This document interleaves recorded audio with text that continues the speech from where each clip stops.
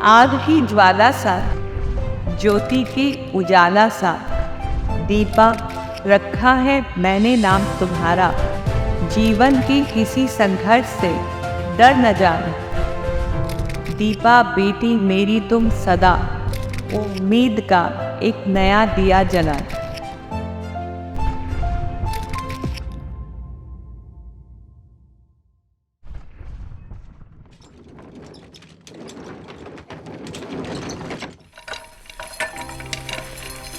We are a mother-daughter duo who have had their own journeys of overcoming and overpowering disabilities and the taboos around disability. I got chest below paralysis.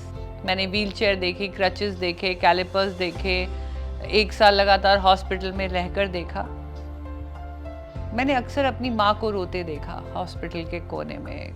शायद लोग कुछ कह जाते थे पर तब मुझे नहीं समझ आया। फिर 20 साल बाद जब मेरी खुद की बेटी हुई और वो जब अपंग हुई और उसको जब ये हेमीप्लीजिया हुआ, तब मुझे समझ आया कि मेरी मम्मी क्यों रोती होंगी, क्योंकि लोग इतना ज़्यादा बोल जाते हैं।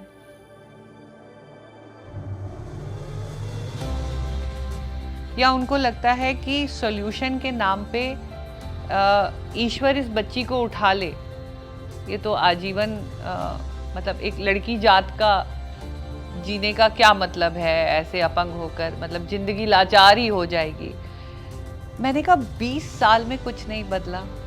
और फिर उसके कई साल बाद मेरे ट्यूमर फिर से आए, और जब ट्यूमर दोबारा आए तो एक बार फिर से वही बात हुई।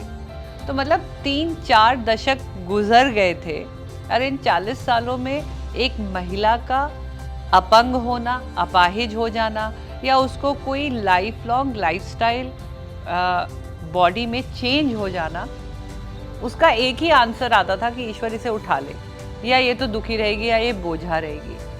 मतलब rehabilitation, solutions, accessibility, change and accepting of a new lifestyle, assistive technology and aids, इसकी तो कोई बात ही नहीं कर रहा था।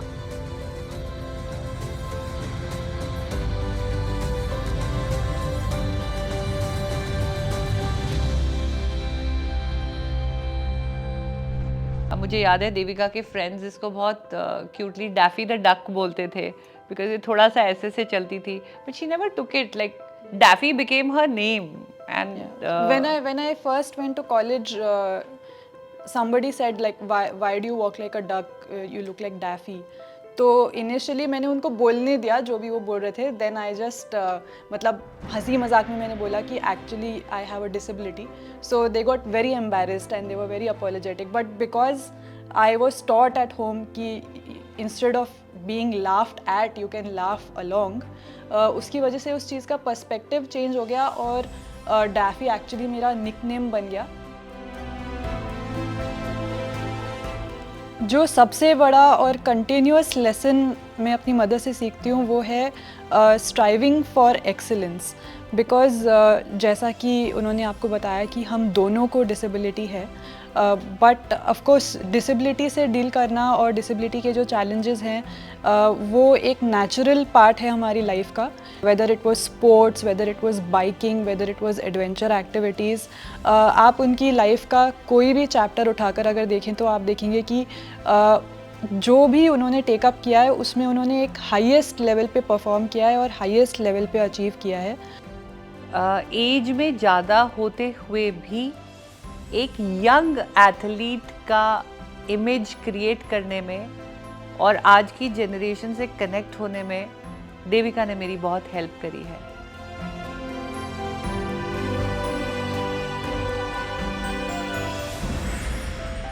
That was China in 2014। हाँ, और हम लोग इकट्ठे एक ही इवेंट में तो खेले वहाँ भी। पे 2 बहुत बड़ी चीज़ें हुई थी। एक तो ये कि हम शायद पूरी दुनिया में एक ही मदर और डॉटर पेयर है जो डिसेबिलिटी स्पोर्ट्स में एक साथ एक ही प्लेटफॉर्म पे हमने कम्पीट किया हुआ है।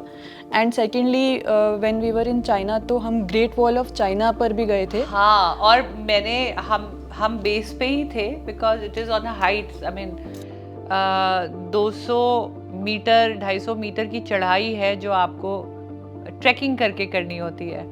और देविका बिल्कुल नहीं चाह रही थी कि वो मुझे छोड़ के जाए। उसने कहा नहीं, हम वहाँ तक जाएंगे। मुझे लगता है लगभग नहीं तो कम से कम 40 देशों के लोगों ने इस व्हीलचेयर को खींच के एट डिफरेंट स्टेजेस ऊपर पहुँचाया। तो वो एक बहुत मेमोरेबल हमारा वो रहा।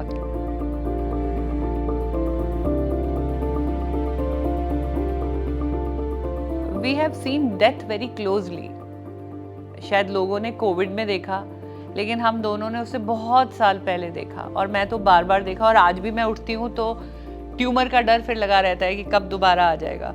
तो हम जिंदगी का कोई भी त्योहार, कोई भी बर्थडे, कोई भी डे, हालांकि लोग कहते हैं मदर्स डे, फादर्स डे, ये बड़ा अंग्रेजी तरीका हो गया है, वेस्टर्नाइज्ड हो गया है, लेकिन हम हर एक्सक्यूज को यूज करते हैं टू सेलिब्रेट लाइफ। तो जब आप डिसेबिलिटी से ऊपर उठकर अपनी रिहैबिलिटेशन या अपनी इमोशनल हेल्थ को हॉबीज़ में कन्वर्ट कर लेते हो, तो थोड़ा सा मैनेज करने में बहुत इजी भी हो जाता है।